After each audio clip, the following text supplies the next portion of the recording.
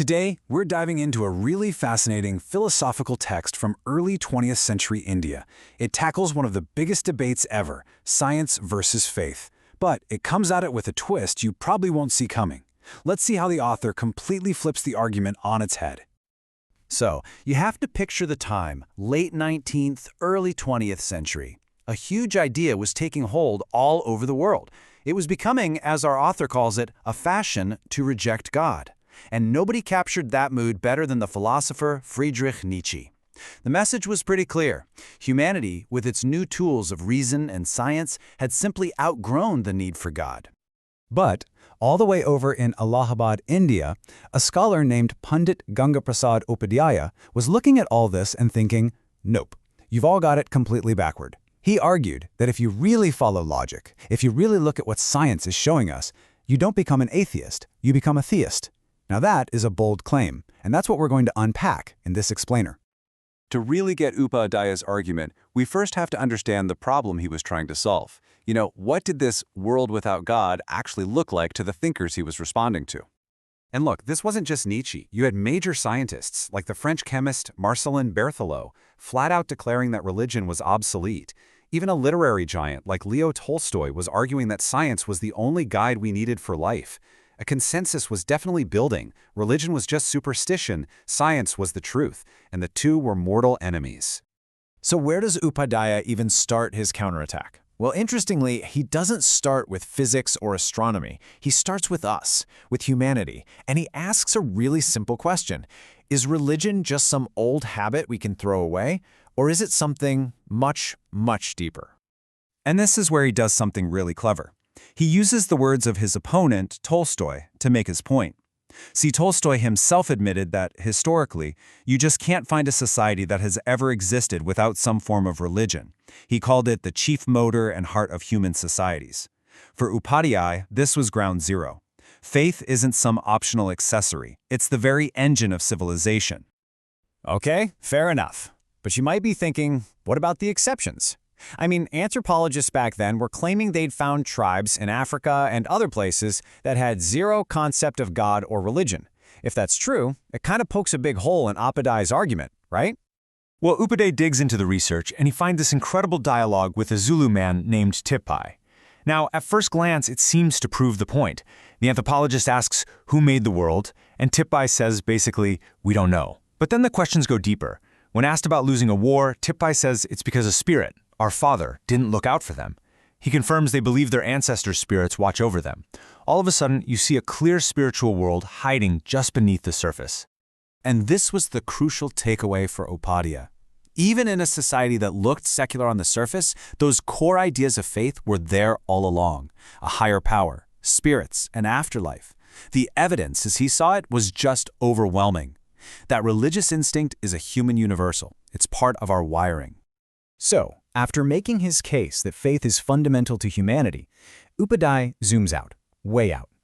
He turns his attention from our inner world to the outer world, to the cosmos itself, to see if the evidence holds up there.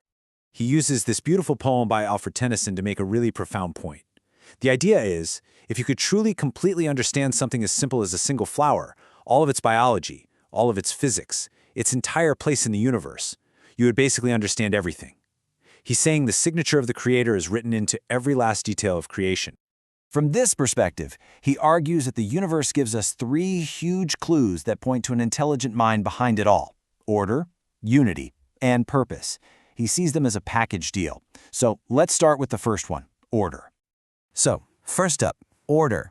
A seed doesn't randomly become a rock one day and a bird the next. It follows a precise set of instructions to become a specific plant. The planets don't just pinball around the solar system, they follow these incredibly precise orbits. The universe isn't some chaotic, random mess. It runs on predictable, consistent laws. And for Upadhyay, that's the first huge clue that we're looking at an intelligent system. Now, this idea of order is tied right into the third clue, purpose. And to illustrate the difference between our human purposes and a grander, cosmic purpose, Upadhyay uses a shockingly modern example for his time, the sinking of the Titanic. I mean, this was the absolute peak of human engineering, a ship its builders bragged that God himself couldn't sink. And then it gets taken down by a chunk of ice.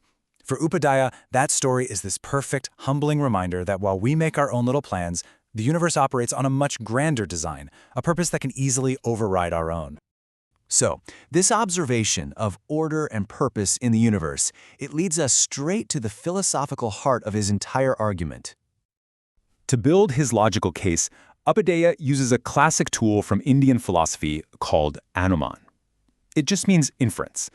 And it's a really simple but incredibly powerful idea. You don't need to see the fire to know it's there if you can see the smoke. The smoke is the effect, and it allows you to infer the unseen cause. So, Upadhyay takes this exact same logic and applies it to, well, everything. The effect is right in front of us. A massive, incredibly complex, and orderly creation, from the petals on a flower to the laws of physics. So the question becomes, what can we logically infer is the cause of all this? And this brings us to his most famous analogy. If you're walking and you find a clay pot, you know without ever meeting the person that there had to have been a potter. The pot didn't just assemble itself. It implies intelligence, skill, a plan. He argues it's the exact same logic. When we observe the universe, a creation infinitely more complex than any pot, we have to logically infer there was a creator.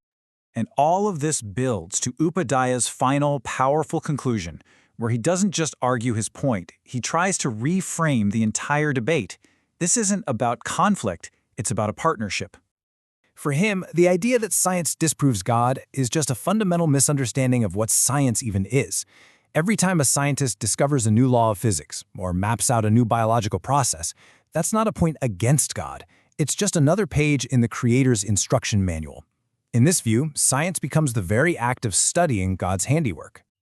And to show this wasn't just his own personal idea, Upadhyay points to Western scientists who were saying the same thing, like a Dr. Fleming.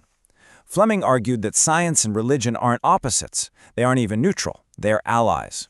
One explores the how, the other explores the why. You really need both to get the full picture.